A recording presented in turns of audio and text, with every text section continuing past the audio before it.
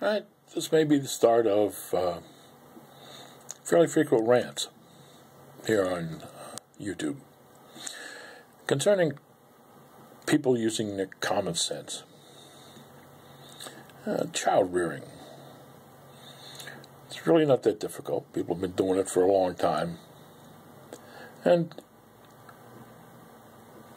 most of the time it's turned out pretty well. This younger generation, 20-something generation that's having kids now, they spend time reading books by everything from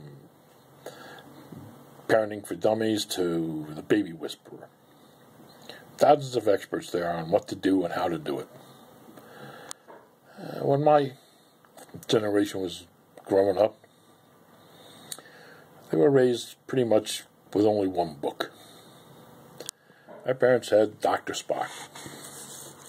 Now here was a guy that told you what to do in case of emergencies, minor or major, told you the way the child should be gaining in size and intelligence and motor skills. And he said, quote, "Don't take too seriously all that the neighbors say. Don't be overawed by what experts say. And don't be afraid to trust your own common sense." End quote. Pretty simple. Other people around you don't always have the answers. Their children are different than your children. Everybody's different than everybody else. Children learn at different rates. Children develop motor skills at different rates. Very few go on to be athletic stars. Very few go on to be Einsteins, rocket scientists. But your child is probably doing fine,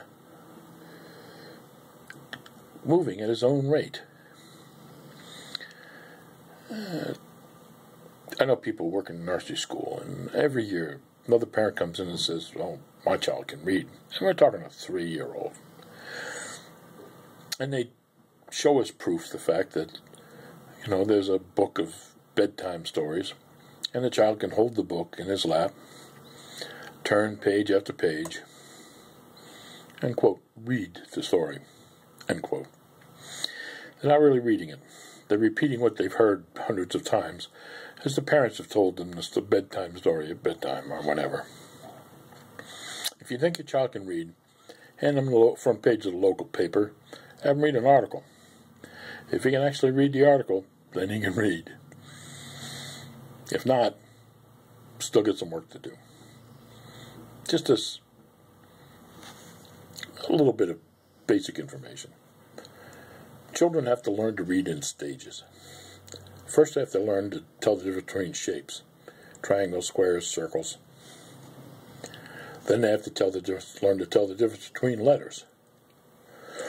Then they have to learn what the letters sound like, put them together in words, and recognize and sound out the word. Not just recognize the word because it has D-O-G in it, but understand the sound that each of those letters made to make the word dog.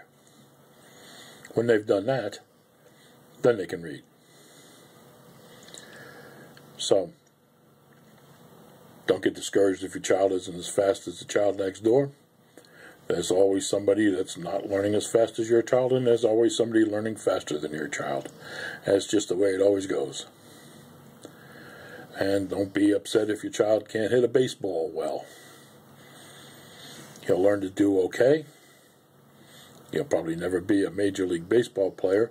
Out of the tens of millions of kids playing baseball in the world, very few become professional and get paid to do it. Very few. So, be happy with what your child is doing. Praise him for what he does. The more you praise somebody for what they are doing correctly, the more they'll do.